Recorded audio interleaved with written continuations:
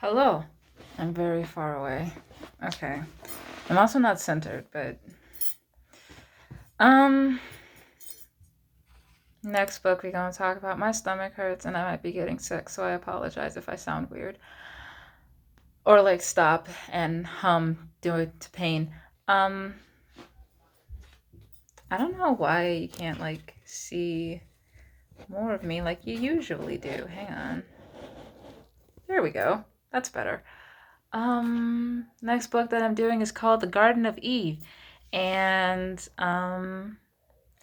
it came out in 2007 and it's by K.L. Going. And it's a family life fiction. And I think this book also technically has magic. I'm still not entirely sure because the book doesn't ever acknowledge it like magic, and the main character doesn't react as though it's magic. She does at least have a reaction, so that's good. Garden of Eve, I'm just gonna get this out of the way. Garden of Eve goes between Sweep and the Dragon Assassin. Um, so Evie's mother is dead. Shit sucks. She and her father are moving like several towns away, even though they probably shouldn't, and they're going to uh, this place where like there used to be an orchard, and her dad wants to try and like bring it back to life. I also took out my hair and haven't brushed it. That's why I have this hat on. Um, Evie doesn't want to go. I think Evie's like 10 or 11. Yeah, she's 10 right now. Her birthday does pass. She turns 11. Her dad kind of sucks because he's not really sure how to relate to her, not sure how to take her through the stages of grief. She spends most of the book at anger. Um, yeah. Uh, Evie also doesn't believe in magic anymore because if magic was real, then why did her mom have to go? Typical, like, things that people think when someone that they love dies. Like, Evie's just going through the stages of grief, and she's already been. I don't think she's. I think she goes through sadness later in the book. I think she started off at anger because as soon as her mom was like buried, her dad had them moved. So yeah. Evie can see a ghost in town, so that's fun. She goes and talks to him. His name is Alex, and he remembers being sick and dying, but he didn't want to leave. But yeah, Evie also hates cemeteries. She doesn't believe that he's a ghost, even though this boy is pale as the sun. Um, pale as the sun, pale as the moon. There we go.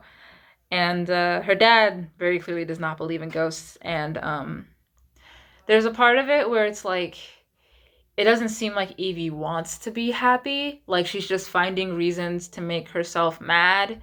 And I don't know what time this is over because I don't remember there being mention of Evie ever attending school during this.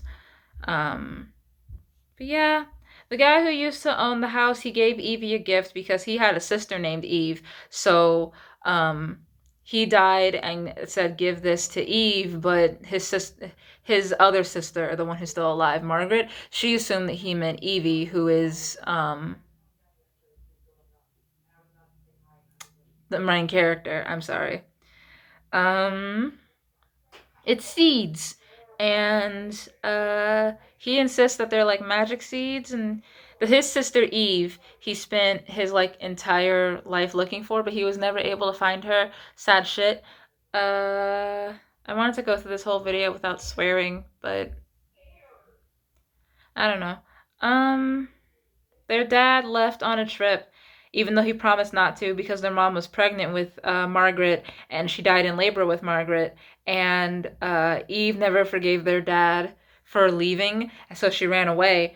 And the trees died because their dad stopped caring for them, and the people in the town think that the trees are cursed and all of that.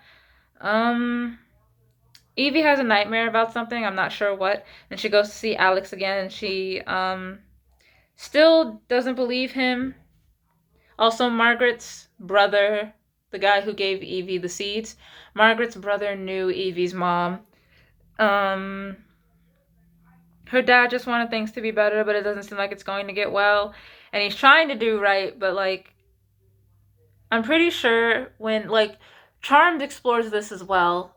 Like in terms of like grief, like with when Prue dies, one of the things that Piper and Phoebe say in that episode at different points of acceptance is that drastic changes don't make grief any better. So, yeah. Um Maybe moving with your 10-year-old all the way across the country away from all of her family wasn't the best idea. Um yeah. her birthday comes and there are gifts, and her mother left her a card, and Evie wants to plant the seeds, but she wants to plant them like in the middle of the dead orchard. So she goes to do it because her dad won't help her, because talking to him is like pulling teeth. It's like talking to a brick wall. Um, so Alex doesn't want to go with her, but so she goes to ask Margaret about the seeds, and her brother, his name is Rodney. Rodney believed that Eve stole a seed and planted it and walked into the nothing and disappeared. Maggie doesn't want her to plant it. Eve doesn't care. So she and Alex now want to plant it. I don't know what changed Alex's mind, but he wants to plant it. They reminisce some stuff as they walk through the orchard, and they plant it. And Alex can see it growing, but Evie can't. And then she uses her mind powers, and she does, which is why I'm not entirely sure that it's all magic. But the place that they go is like a real place, so I think it is magic. I have no idea. Alex eats an apple on the tree, and he disappears, and then Evie does it too. And they go to a world that's like, they go to a world where like the orchard is alive, but the world, like the city and stuff, it's empty. And they find Eve, and Eve doesn't want to go back, and Evie thinks that they should leave, but Alex doesn't want to because he says that he can make everything he wants right there. So Evie leaves, and she conjures her mom before she leaves, but like her mother says that she has to leave. And this whole book is just Evie moving through the stages of grief. And as we're about to find out, it is also Adam moving through the stages of grief. Adam and Alex were twins, and Alex died, and Adam had like a moment where he was like, well, obviously my twin didn't die, so I must be Alex. It's really sad. Yeah. So her dad goes into the orchard, and Adam and Evie, they're the ones who are missing. And they find her. They end up explaining everything. They get another seed, plant it, go get Adam, and then they get out. And yeah, that's the end of the book. Uh, I like it. I think the age group for this book is like fifth grade to seventh grade. I would let a 7-year-old read this though. Like, because like children, at least in my opinion, I haven't interacted with very many small children.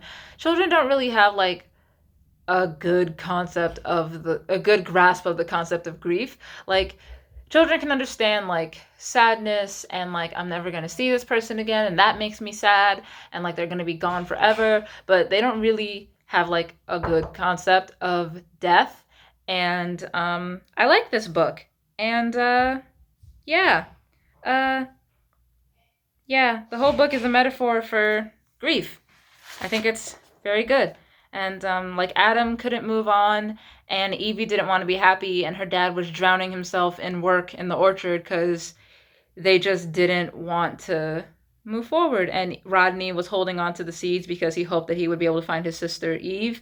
But being able to find Eve was like, and like that place showed Evie that like you gotta move on. And on nearly losing Evie showed her dad that like you can't dwell on your work and ignore your only child.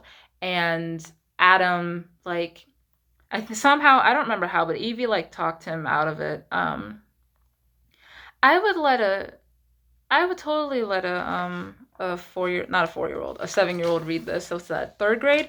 I'd let a third grader read this. Um yeah. I thought it was cool. And like I said, it goes between Sweep and Dragon Assassin, at least the third one and the second one. Second one? No, first one. That's the first Sweep book. Yeah.